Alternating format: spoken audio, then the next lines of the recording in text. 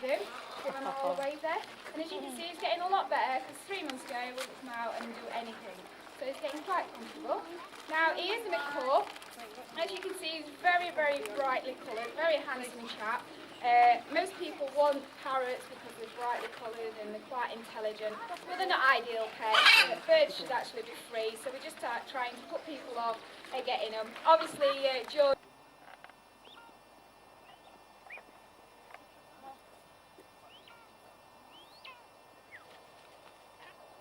You see, she's really clumsy because she's all sort of like boom, boom, boom, boom. She's starting to change it. She's starting to molt now. She's starting to change her feathers as well.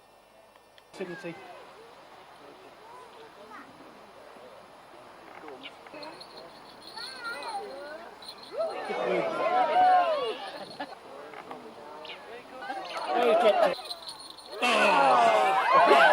I'm absolutely, I wouldn't say it. She passed it to a pal, it popped back in. Excellent. She was on the way to the vet. Hold it down like that. Look after them. No, look at the size of them. There's no lemon yet. Well, that makes a quick work of it, don't they? Yeah, even though these birds are